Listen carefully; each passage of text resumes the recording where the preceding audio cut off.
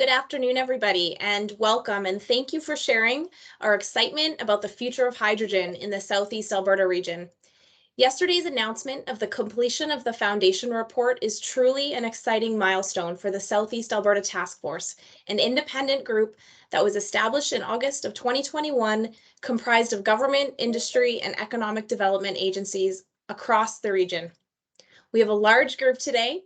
Very exciting. So we've automatically disabled your cameras and your microphones, but we'll enable them individually if required. We do know you have burning questions, and we hope we have predicted most of them in our question and answer style presentation.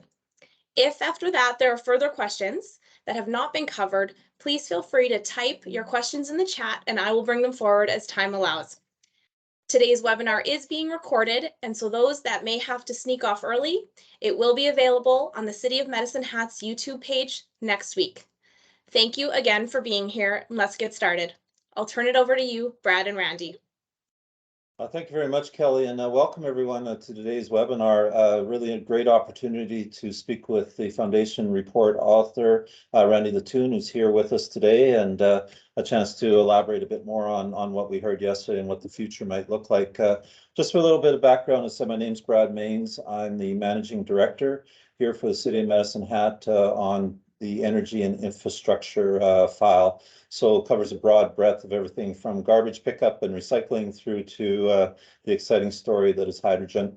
A long-time Albertan with close to 40 years in the energy space, and so working here closely with Medicine Hat on some of our initiatives. But with that, I'd like to turn it over to Randy, the Foundation Report's author. Good afternoon, Randy, and welcome. I expect you'll tell us a little bit about yourself, but we're really excited to have you here today to talk to us about the Transition Accelerator report and on the hydrogen potential in Southeast Alberta. But for the group's awareness, if you could talk a little bit about yourself, how you got involved in the project, and a bit about your career to date. Thanks, Brad, and thank you for all those that are attending this webinar. I think it is an exciting time for Southeast Alberta and hydrogen in general. And the more we can have this conversation and get the information out to people who have the ability to continue to spread it, I think it's going to bode well for our mandates to reduce our carbon and to see hydrogen transition. It's a pleasure to be able to discuss the Foundation report and provide the high-level information. The process that led us here today, and more excitedly about the potential of hydrogen, I foresee, based on the energy profile and the geographic location of Southeast Alberta, is tremendous.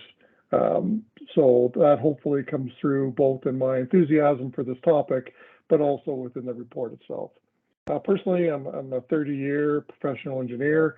Spent the majority of my career in the oil and gas industry. I'm a registered professional engineer with the PEGA.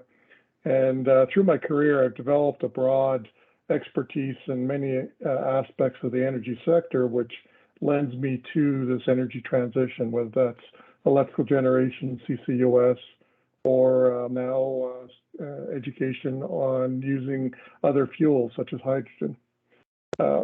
In my career, my traditional focus has been on corporate strategy and visualizing new technology and implementing that to achieve commercial development and overall optimization of the assets. So this was a natural for me to become involved with. I've been a technical consultant for the City of Medicine Hat for the last number of years, and that gave me my background to be able to evaluate and discuss Southeast Alberta as a whole, and it was very much a good fit for the opportunity.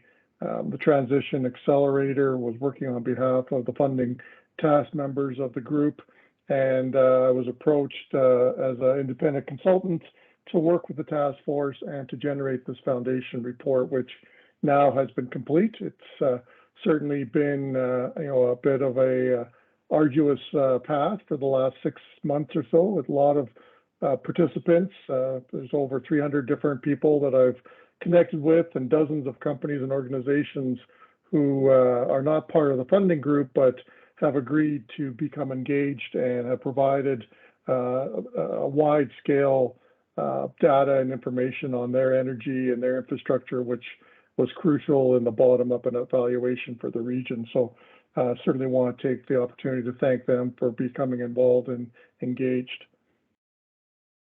Well, no, appreciate that introduction, Randy, especially the background around the report. And I said it's got so much information in it.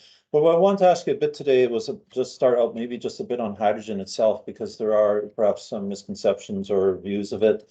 So most abundant element in the universe on Earth is linked with oxygen and water and in gaseous form under pressure. I get asked this before, well, you know, what about hydrogen? When are we going to be using it? And I said, well, you're actually already using it.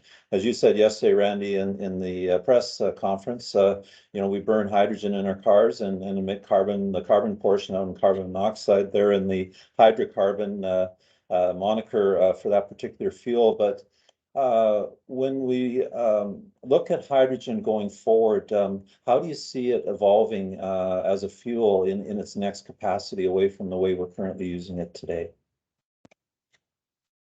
Well, hydrogen itself has the capability. It's a secondary energy source. So, like you said, we derive it from other quantities, whether it's hydrocarbons or whether it's water that have the hydrogen as part of the molecular makeup. It's a very efficient and flexible fuel. It can be combusted. It could be used within a fuel cell, which the fuel cell generates electricity. So it's like an electrical source, if you will. And the nice thing about hydrogen is very clean. When it burns or when you use it, the only thing that it generates at the end is water vapor and heat. So both of those are very easy for us to accommodate, and they're actually desirable in some cases as well. So I think that lends itself to being a very dynamic fuel for us. So it's been something that I think it's been around. People, scientists and energy industry itself has known about hydrogen for hundreds of years. It's been utilized for dozens of years in different processes. It's been used as a direct fuel source a number of times. Rocket propulsion is hydrogen. We've had hydrogen vehicles. In 2010, Vancouver used hydrogen buses. So it was just a matter of getting hydrogen accepted or getting it accepted on a go-forward basis as being that go-to fuel. And really, when you have no restrictions in terms of issues with emissions or any other social impact issues, it comes down to you want your energy at the lowest cost, which as a primary energy source, natural gas or even some of the refined products are a cheaper energy source. But we are at a point in society where we're saying that that's not good enough. We want to address emissions. We want to do things better and cleaner and more efficiently, which will drive us to products like hydrogen. I appreciate that view on that, Randy, and the future ahead of us. Can I take you over to talk a little bit about the Transition Accelerator and what exactly a hydrogen hub is? I know as the city, we made an announcement around the region and our aspirations for that second hydrogen hub designation. But I think it might help our audience if you could maybe explain a bit about the concept of a hydrogen hub. What exactly is that, and where does the Transition Accelerator fit into that? Yeah, thanks for that. And the Transition Accelerator, I'm not a part of the Transition Accelerator. I was just an independent consultant, but the Transition Accelerator is a pan-Canadian nonprofit organization, and it's an enabler or a facilitator, a force multiplier, if you will, to support the Canadian transition to zero net energy. So they have a number of different initiatives, and people can go to their website and see all the terrific information and work that they do there. They strive to form coalitions for groups and jointly create social and economic desirable transition pathways, and that's all to achieve a net zero future. They have experience and methodologies to help groups like the Southeast Alberta Funding Group to take the necessary steps to both evaluate and then physically move forward with identifying projects and to hit the ground running. They are not an innovator, if you will. They believe in innovation, but their main focus is to take current technologies and current practices and put them in motion for current solutions. So something like hydrogen, they are very much an advocate for looking at implementation in the transport field because it is an area that has immediate application and immediate capability of being rolled out. So that's where there may be little niches in difference to innovation groups.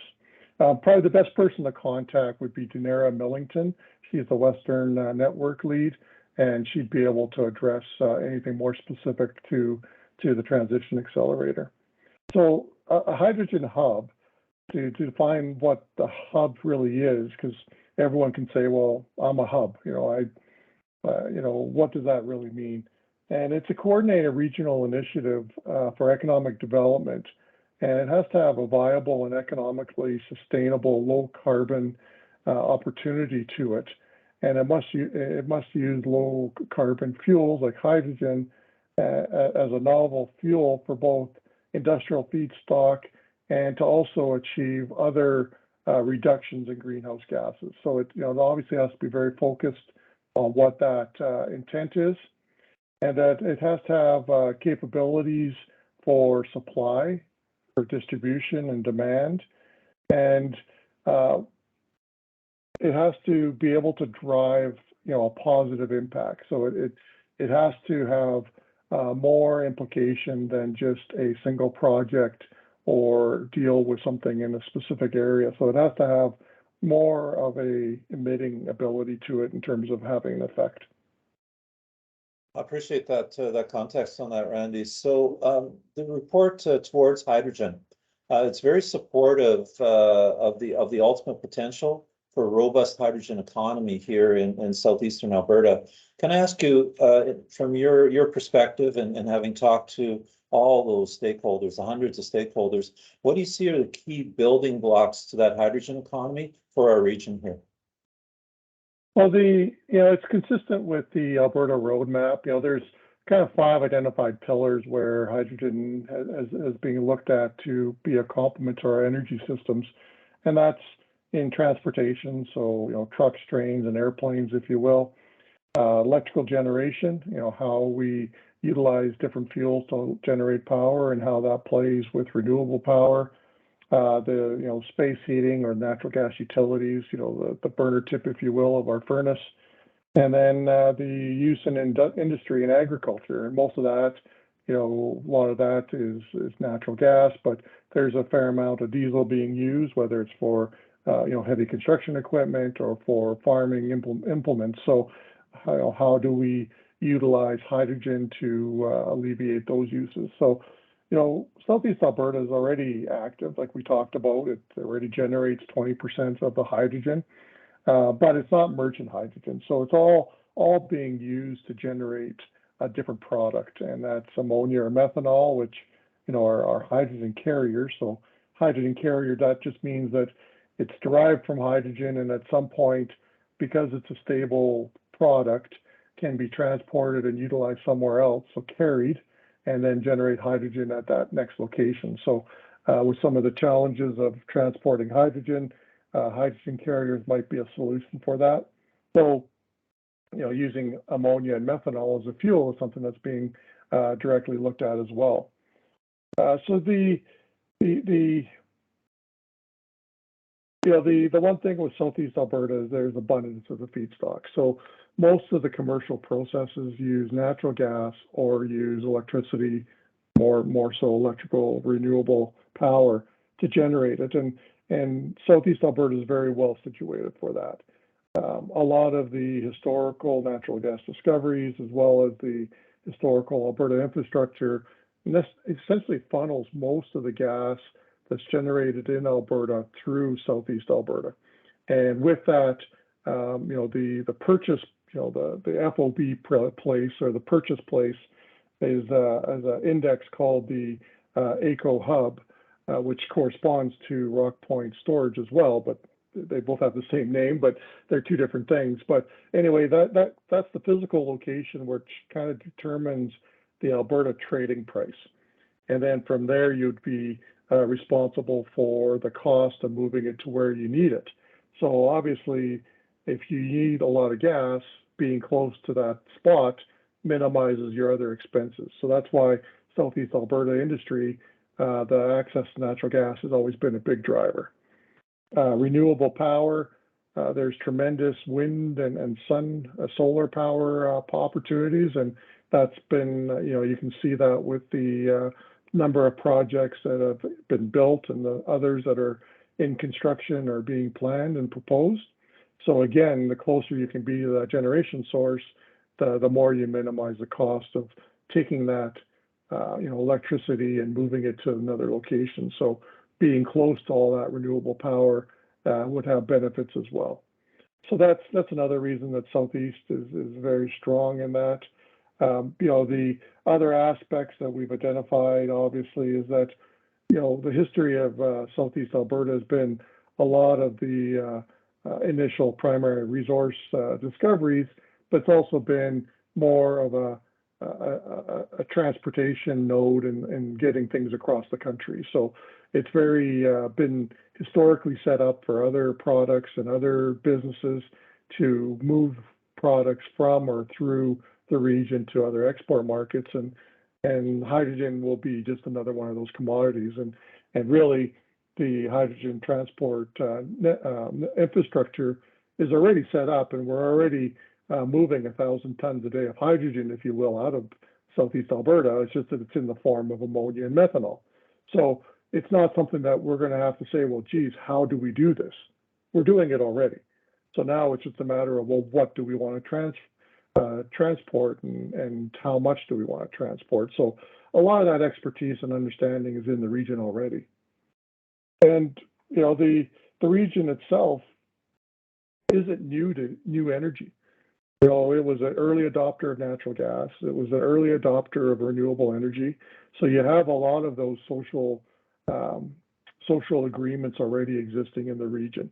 And I think that's going to play a big role, because it would hope that with proper communication and proper dialogue between all the parties, that a lot of these projects can become understood and the materiality and the impact can be agreed upon and move forward. So it's hope that people use their proper business discourse, and that there'll be that acceptance in the social realm to be able to move it to that next level. So that may be challenging in some regions that don't have any exposure to these kind of projects in the past. I appreciate that, Randy. We were all very much aware of the industrial heartland in Alberta and what a driver that's been to Alberta's prosperity and continues and will be going forward. But as we've looked at the number of solar and wind projects either existing or being built here in our Southeast region, we tend to look at ourselves as starting to talk about ourselves as the renewable heartland of Alberta and potentially of Canada. From that side. So it's really good to hear those supporting comments along that ambition. So, but in speaking about Canada, and we, of course, everybody likely on this call, we're all really familiar with the net zero concept and some of the target dates that are being thrown out there. There's talks about maybe perhaps too ambitious, not ambitious enough. How are we ever going to get there? And now we can layer in ourselves as an electrical generator, very much of interest in the clean electricity dialogue that we're starting to hear, and some of the target dates around that, and how can we get to that ambition, in what could be as short as 8 to 12, 13 years, which is a pretty short time to make that conversion. But I want to ask you, when you look at hydrogen, how can you see hydrogen actually assisting in trying to meet some of the proposed and established target dates for whether net zero or clean electricity? Yeah, and that's a good segue to understand what our energy systems are right now. Obviously we use a lot of different fuels. We use diesel, we use gasoline, we use coal. Some places use nuclear, there's hydro. Everything has its impacts and its benefits and its detraction. And obviously, to get to net zero, anything that has a carbon associated with it, so the fossil fuels and the coals, and for that matter, even on the wood side, you need to be able to move that to something else. So what can you move that to? Well, you can eliminate it, and you can do, as some say, leave the oil and gas in the ground, but that's not a practical solution because we need those commodities. And the reality is we cannot get to a point where renewable energy will be able to satisfy everything onto itself, both the magnitude of the expansion that would have to occur, but also just, there are some industries and some processes that just demand a chemical fuel source. So something that can be combusted or something that can be altered, like electricity, or like hydrogen. Electricity doesn't suit that in itself. So when you look at what we need to go forward, we will continue to need, the build out of renewable power. So the opportunities to continue to expand those projects are important. We will continue to need hydrocarbon for a certain portion of our needs, but we can address the emissions there by using underground capture and storage. And we can also look at converting to hydrogen, and that can be done through a number of different processes. Some of it through natural gas, some of it through other means like electricity and water. So, the biggest thing with those, the transition is, what's the magnitude of that transition and how long is it going to take? Now, most jurisdictions, and I believe Canada is the same, don't talk about net zero until 2050.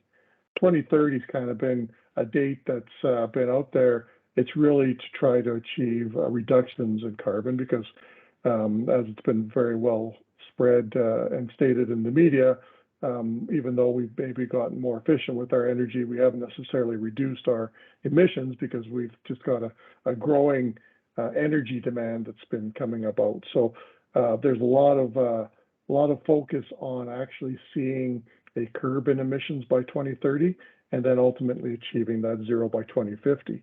And that seems like a long ways out, but it isn't. When you consider a project like a new hydrogen generation facility may take 2, 3 to 5 years from initial concept to physical operations. So if you're talking a 5-year plan to get one facility going, how many facilities would you need to achieve the whole plan? And the same thing applies with renewable power. They don't occur overnight either. They take a number of years of planning and approvals and construction to get in place. So to move to these fuels, there needs to be a commitment now to start looking at getting those projects initiated so that when we reach 2050, we are entrenched in using something like hydrogen or other fuels, whether it's biofuels or anything else, so that we can then spend the next 10, 15, 20 years trying to achieve that full build out to get to that goal. And as I said, it's going to be an aggressive goal. The plan that we have in place or that I present in terms of the hydrogen forecast only reduces, I shouldn't say only, it achieves a reduction of 14% of the CO2 emissions for Southeast Alberta. Now that's a substantial reduction, but it's 14%. It's not 100%. So the only way we're going to get to 100% is other technologies such as sequestration or build out of electrical requirements, or to expand how hydrogen is being implemented above and beyond the assumptions that were used in generating that forecast. Appreciate that, Randy. We have many attendees here today from our Southeast Alberta region, and I'm sure many of them will have a similar question. In referring to some of these timelines and some of the ambitions, after talking with the stakeholders, after working through and generating the report, can you give us some idea of where you see the timeline specifically for Southeast Alberta? When might we see fueling stations? When might we see a pure hydrogen player from an industrial perspective? Do you have any idea? Are we 10, 15 years out? Are we within the next 5 years? Just wondering if you could give the audience and myself your views on that. Yeah, obviously, this is just my best educated guess. I don't have any specific knowledge of any planned project, and nor do I have the ability to create one at this point. But I would suggest that in Southeast Alberta should see a hydrogen fueling station within the next at least 3 to 5 years. And I think it has to occur. The fueling stations are being constructed to accommodate the pilot projects between Edmonton and Calgary, both for the heavy transport and for rail. So they're not unusual, if you will, in terms of being able to construct them in our province or in our area. There are a number of companies that are working on different types of fueling designs using hydrogen or some of the hydrogen carriers as well. So that is out there. So it just becomes a matter of the commitment and the will to move forward and start constructing it. So that's why I firmly believe that for transportation, that will be the first place that you'll see a build out of that infrastructure. The other infrastructure, I think we have road and rail, which, as we talked about, already accommodates a fair amount of transport already. So that itself, really to expand it into something more like pipelines, which will give you greater volume and you would hope reduce the cost of that transport, will come in time when the demand and supplies are well established and entrenched to be able to justify that capital equipment of the brick and mortar for a pipeline, because obviously a pipe can't be put on wheels and moved. Once you put it in the ground, it's delivering from one point source to another. So whether that's Medicine Hat to Calgary or wherever the case may be. So that will come in time, but I think you need to have that established demand and supply. So I would suspect that that's something 5 years plus out at a minimum for that. So you spoke earlier on, Randy, and you talked about it in the report. So we have municipalities globally blending hydrogen into their distribution systems. One here in Alberta, a trial project. We've got at least 3 manufacturers of hydrogen vehicles that you could buy, assuming you could get the chips. You could buy those hydrogen cars. We know we can, CP Rail's working on hydrogen conversion locomotives, and I believe they actually have those running. You can buy heavy duty trucks that are hydrogen powered. So as we look at some of the impediments to more hydrogen in our future energy world, can we talk a bit about what are the major impediments? I know we do hear it's either electricity or hydrogen, and it's got to be either one. And there's lots, that, including myself, to believe that perhaps they can be complementary for different uses going forward. But do you have any thoughts on that? What's holding hydrogen back? Well, I know a lot of people, and for a lot of good reasons, and some probably their own biases, believe that it has to be one or the other. And it's like saying, well, it has to be only gasoline or diesel. There are different applications and different purposes that the fuel is most suited for. Certainly, there will be a great demand for electric vehicles. We're seeing that already. But I think you have to understand where it's best suited, and that might be in large urban areas, return to base fleets that have dedicated areas and dedicated times, and where we don't, where you are making large mileage, if you will, like transport companies, or you live in a rural area where you have to travel a lot under kind of unpredictable timings, if you will. There's going to be a need for more of an on-demand fuel, which hydrogen can satisfy. Hydrogen in a vehicle really is equivalent to using gasoline or diesel. It's just that it's a physically different process. You would pull up to a fueling station, you would fill up, you would use it, you'd see, what volume you have in your tank. When it starts getting depleted, you fill up again, and those fill-up processes are, 5 to 15 minutes. Electrical generation can be more challenging, so that's what has to be, discussed in that. To get us to why are we not seeing it now? Well, the Transition Accelerator has a number of good reports.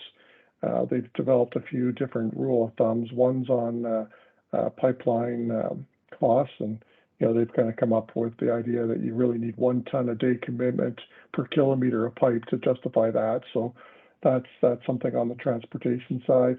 On fueling stations, it's kind of the rule of thumb has been 2 tons per day.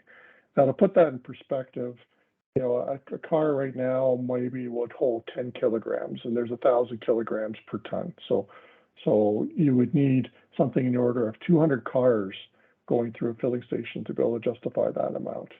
A heavy truck is 50 kilograms, so you would need 40 trucks. And when you look at those numbers, you think, geez, 40 trucks a day, that seems like a lot.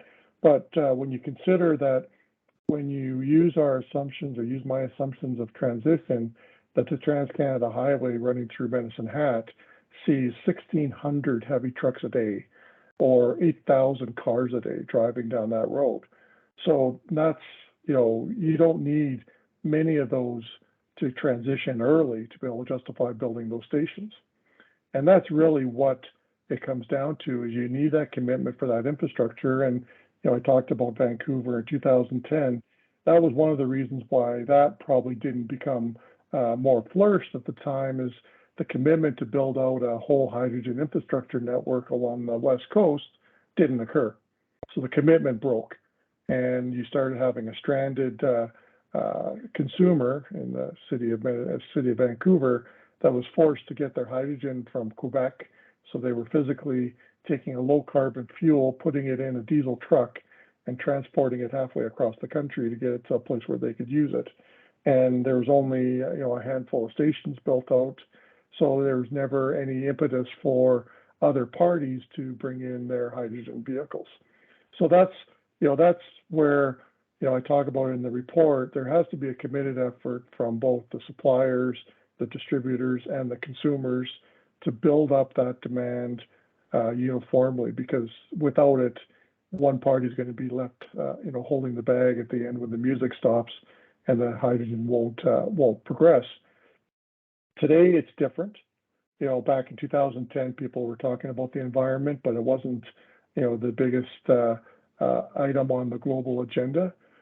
Today, with carbon emissions being such a big factor, I think there is going to be a social demand to see the fuel getting utilized.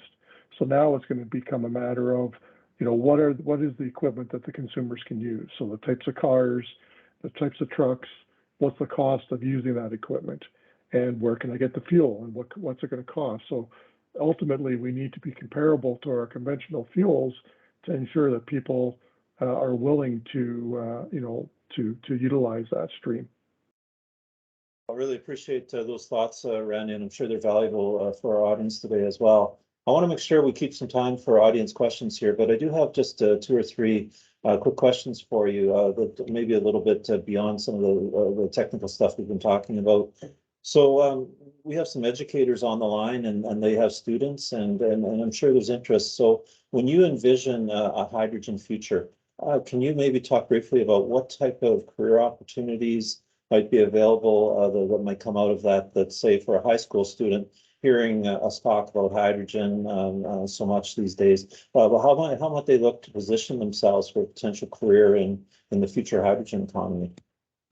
Well, it sings to my heart, if you will, being a professional in the oil and gas industry, and essentially over the last 5 years, hearing all of the hesitations in terms of, don't go into the oil and gas business. It's a dying business.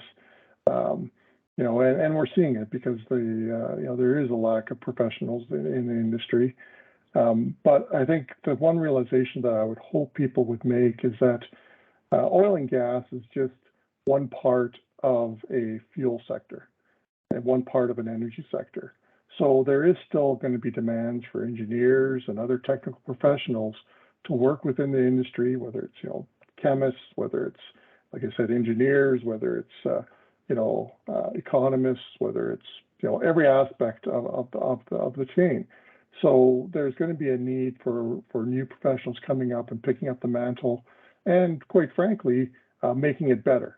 Because that's the one thing we know, is that any new technology isn't optimized on day one. There's going to be a need to continue to drive processes, continue to drive innovation, and get economy of scale and everything else. So we will need those continued professionals.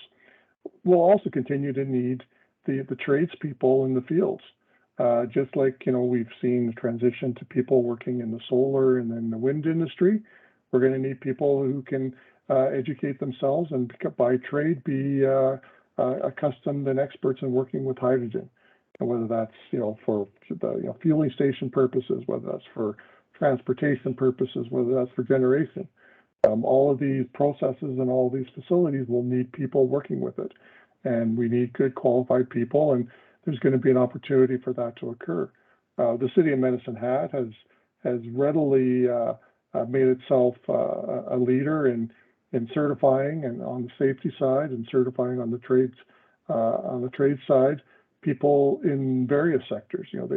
They were active in the oil and gas industry. They've pivoted and they're active in the renewable energy industry, and I'm sure there's a commitment for them to pivot to the hydrogen sector as well.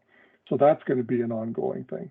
The other thing about Southeast Alberta, and I don't think it's should be undersold, is there's a huge character, if you will, in the middle of the area, CFB Suffield, and that's our Canadian Forces base we're located right here.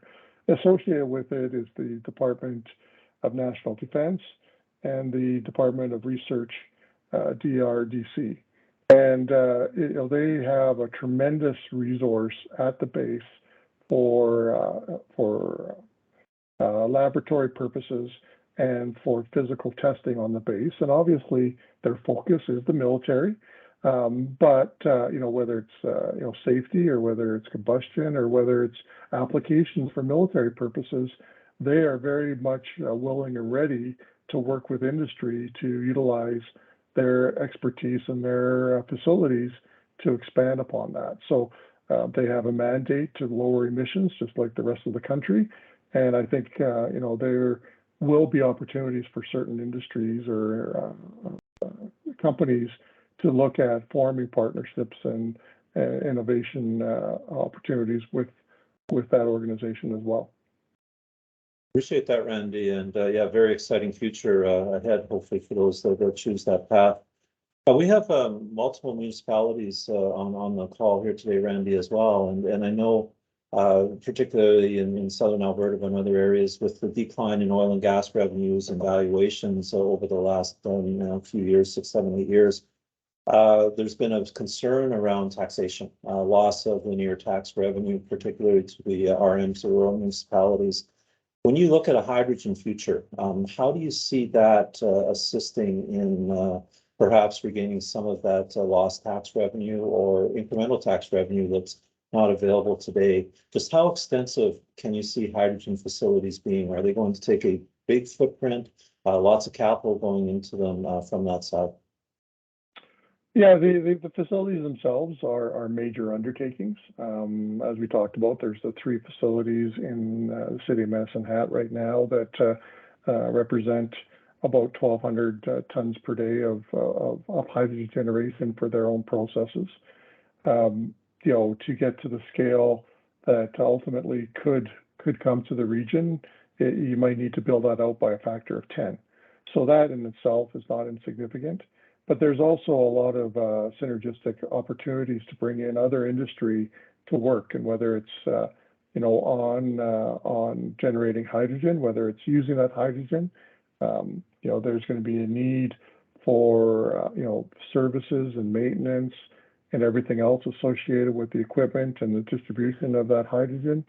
There could be an opportunity to bring in other companies, whether it's manufacturers of equipment, whether it's people working on the fuel cell side, electrolyzer side, or battery side, if you will. So there's those opportunities that if you establish the industry in the region, it will, again, industry will go to where they could be the most cost effective, and that will obviously bring those people in. Obviously, there's a benefit to the residents of the municipal areas by giving them an option for a fuel that reduces their carbon use and hopefully would reduce their carbon tax that they're being subjected to. So that is something on a personal note that they can potentially gain by having that transition in the region occur. from, something like the city of Medicine Hat or the city of Brooks. Obviously, you're big payers of that carbon tax, so how you can alleviate that would also have a municipal benefit. If you look at something like going to 11,000 tons a day of hydrogen generation in an export market, that equates to about a $7 billion annual economy in terms of the value of that product. And that's just, using $2 a kilogram for the hydrogen. That doesn't take into account all the other knock-on economic benefits for the service sectors for that industry as well. So it'll have a huge impact in terms of the economic base, which you would hope would transition itself into, a better base for taxation revenues as well. I want to, again, be cognizant of time. I want to make sure we have some time for questions from the audience, Randy. If not, I can certainly fill them. I've got lots of questions for you, but perhaps one that we hear a lot of, and a big concern around hydrogen. It's a huge water user. Don't you know water's short here in Alberta, and it's going to be a lot more short in the future. So can you just perhaps help us better understand just how much water do you see being involved in a hydrogen economy going forward? If you could just give some comments on that, I think the audience and myself would very much appreciate your thoughts on that. I have a slide here that I can show and I can talk to as well. So if you would just bear with me as I bring this up.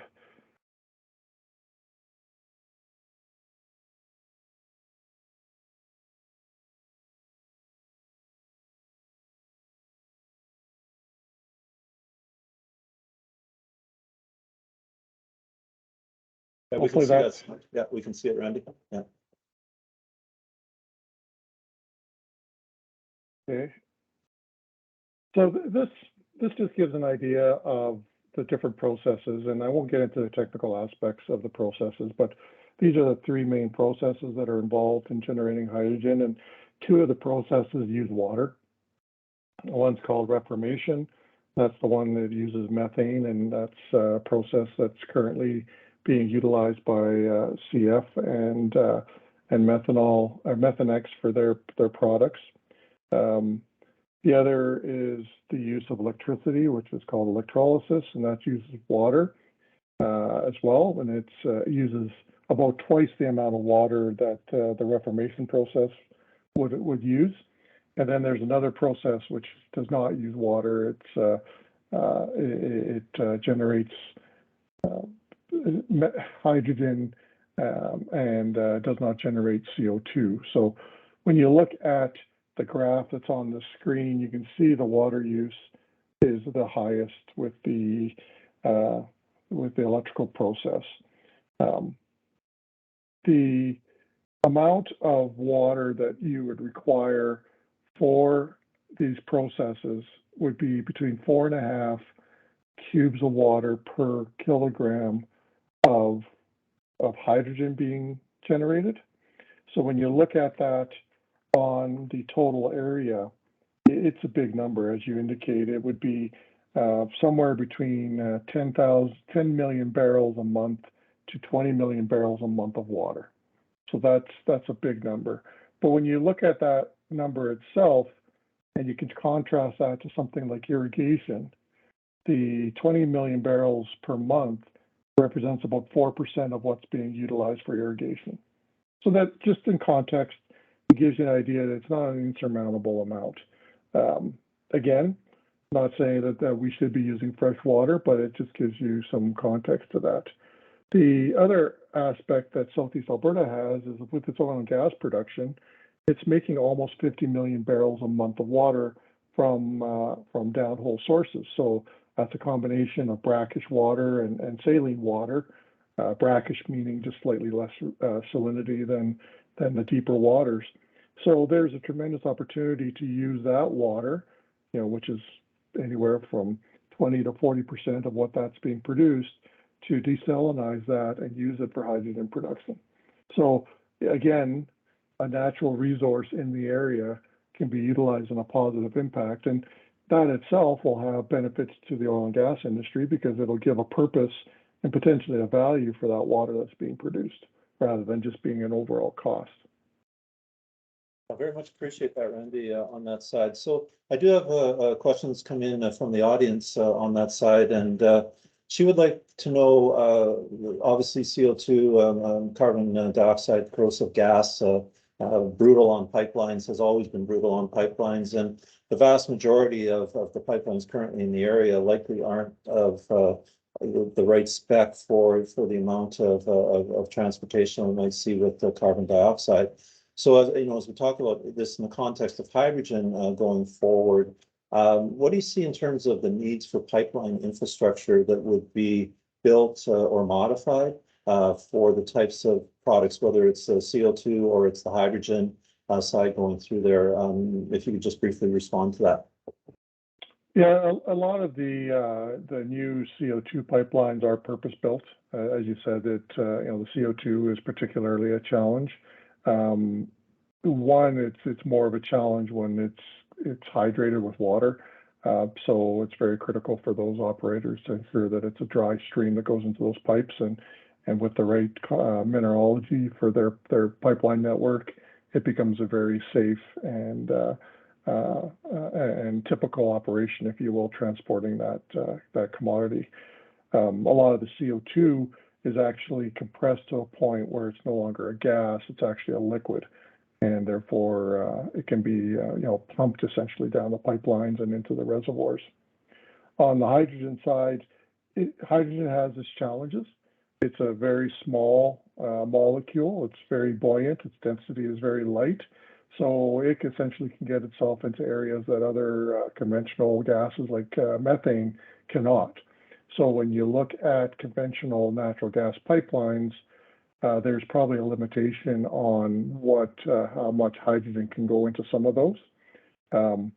The knowledge right now suggests that anywhere from up to 20% hydrogen in a natural gas stream does not have any negative impact on the operability of those pipelines.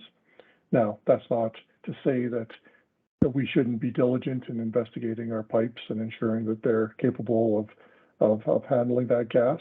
So there is the ability to mix hydrogen now in a lot of our infrastructure upon engineering review. After that, I would say that we're looking at probably putting in the proper pipes for purpose-built hydrogen transport. And if you think about our current pipeline network, it doesn't necessarily link major city to major city. So there isn't a natural gas pipeline that runs directly from Calgary to Medicine Hat or from Calgary to Edmonton. It runs through our overall natural gas pipeline network, which runs through the province and out and exports it. So there's going to be a need for purpose-built pipes just because of where we need and where we're supplying the hydrogen from. And then it allows us to design those pipes specifically for that purpose and would be very safe to accommodate that transport. Well, thank you, Randy, for that. We haven't had a lot of time today to talk about blue hydrogen. We're trying to stay away a bit from the colors, but certainly, and also then carbon sequestering storage Project Clear Horizon. We'll save that for another webinar and another day to talk about that. But we do have a question from Andy, just in general about CO2 associated with blue hydrogen and sequestering of the carbon dioxide coming out of that. He asks, can it be stored in reservoirs on a long-term scale? And he's asking centuries. And then also, if not, is that not a major risk for the potential of blue hydrogen? Sorry, I didn't quite understand the question. So is it that there's not the opportunity to store hydrogen or carbon? I'll rephrase that if I can. So I guess it's asking how viable truly is carbon sequestering for the storage of CO2. Okay. And then is that viability potentially a risk for the future of blue hydrogen economy? No, that obviously that is always a concern. Everyone can very readily say, well, how big is the tank? Now, the one thing about CCUS is that it's kind of become one of these catchphrases, and it comes across like it's this new technology or new idea But it's been used in oil and gas for decades. We've just called it acid gas disposal, and it's certainly on a different scale, and it's a different purpose. But we have been taking, waste gas, if you will, and injecting it into reservoirs for long-term storage, and that's been in depleted reservoirs or deep aquifers. And when you look at the Western Canadian Basin, the Basal Cambrian, and Brad, I'll leave this to you because you're probably you're a geologist and I'm an engineer, but it's a widespread wet aquifer, and it's a varying depths, and in this area it's between 2 and 2,500 meters deep, and it's relatively thick, and it's relatively porous, and it's currently being utilized, up in Edmonton for the Quest project, and it is a reservoir that has a tremendous capability to take very large volumes of CO2 and to physically inject it into the aquifer, which is completely isolated from any of the other producing horizons and any of the other horizons that affect us, whether it's surface water or anything else. So the technical knowledge and the information that we have at our disposal indicates that it's a very viable sequestration opportunity. Now, there needs to be work. We don't know everything about it, and that's part of what project like Clear Horizons needs to do when it moves forward. There's other techniques of making hydrogen as well, and some of them do not involve generating CO2, and that's called pyrolysis. So there are opportunities to look at that. Excuse me, and that would limit the exposure to CO2. Electrolysis doesn't generate CO2, but it has a tremendous need for water and a tremendous need for electricity.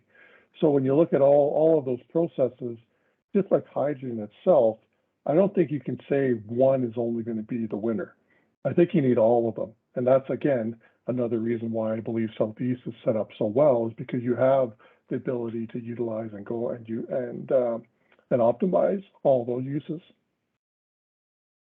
Randy, so yeah, just a few minutes left here. I want to leave some time for some closing remarks as pertains to the report, but this is probably a 2-hour question on the side. But could you talk about, and maybe in 30 seconds, the relative efficiency of hydrogen compared to hydro storage, lithium battery storage, et cetera? Just how efficient is hydrogen in comparison to some of these other potentially competing, but we'd like to view as complementary technologies for that energy future?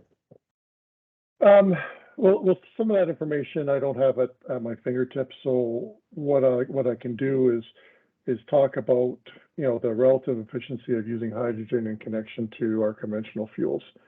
When you look at hydrogen and you look at something like diesel, they both generate a certain amount of energy.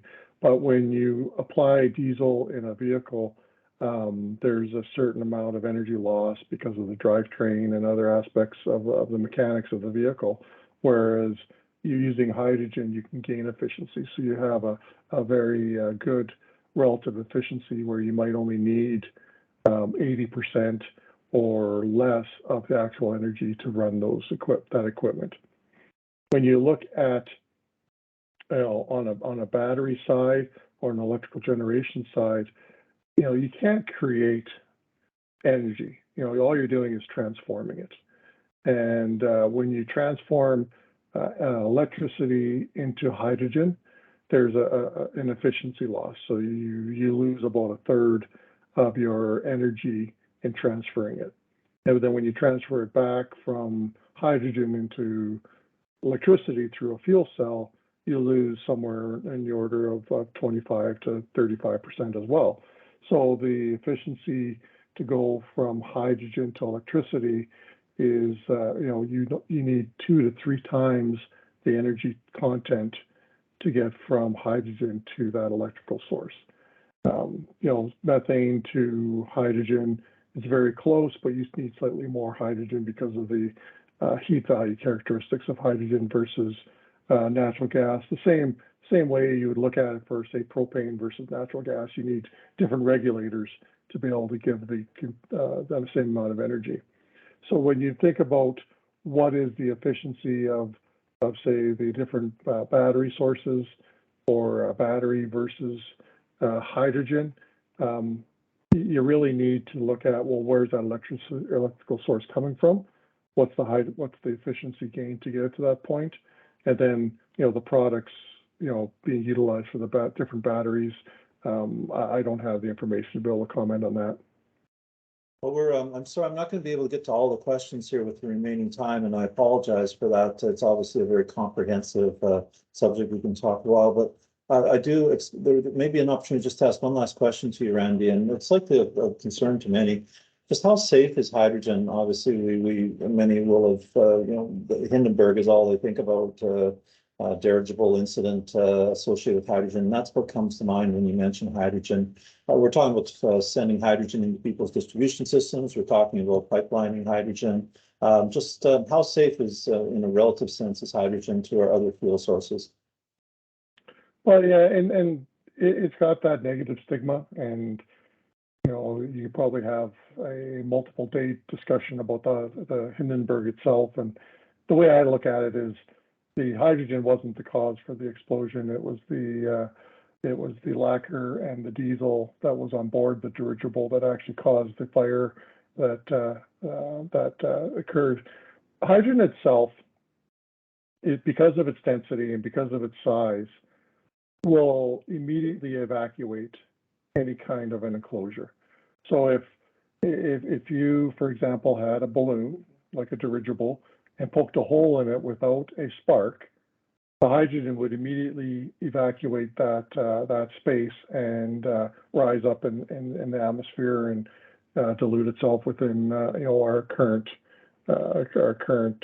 atmosphere. And hydrogen is part of what we breathe every day. It's just a very small part of it. So the use of hydrogen really is, the specter of hydrogen is because of its energy content. It is obviously a very highly dense energy content, and when you ignite it, it has a very, very, very tremendous burn to it. Now, it does have some characteristics that allow it to, its amount of oxygen that you require for it to combust is a wider range than natural gas.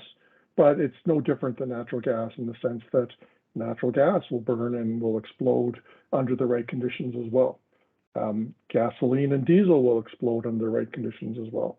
And if you think about an accident, say, of a hydrogen vehicle versus a diesel vehicle, and you take away the specter of a fire, just say it was an accident and you have a fuel leak, diesel will pool underneath the vehicle and it'll collect and it'll stay there. Hydrogen, as soon as that leak occurs, like I said, it'll evacuate itself and it'll be gone in the atmosphere. So any secondary ignition source after the fact, there's nothing to ignite on a hydrogen vehicle, whereas there's still that diesel pooled under the ground of a diesel vehicle. So your view of safety really has to be put in context in that, well, what is it that you're protecting yourself from? What is the exposure? And under the right conditions, any fuel can be dangerous. Electricity can be dangerous. Diesel, gasoline, natural gas, they all can be dangerous under the right conditions. Hydrogen is no different. However, it is very well known in terms of its properties, and it can be very easily and safely handled and distributed. Thank you very much for that, Randy. I noticed that we're almost out of time. I want to thank you for taking the time this afternoon to talk with us, to elaborate a bit more on the hydrogen report, which I hopefully, everyone will have a chance to read. It's available online. We have links available on the various websites. It's been a real pleasure from the City of Medicine Hat's perspective to work with both yourself and the other participants in the report moving forward. And as indicated yesterday, we all have to take responsibility for moving this vision forward, and hopefully today was just one part of that evolving story. So again, thank you, Randy. I want to thank everyone who took the time today to also listen in. We've got quite a large audience, and very much appreciate you taking the time to hear a bit more about our hydrogen story. With that, perhaps I'll turn it back over to our moderator, Kelly, just for some closing remarks. Thank you again, Randy. Well, thank you very much. I appreciate the opportunity to work with the region and to generate this report. And as you can tell, I'm very passionate about this. And as people wish, if they wish to contact me, they're very free to do so. And if there's a desire for more information, I'm sure we can look at scheduling something in the future.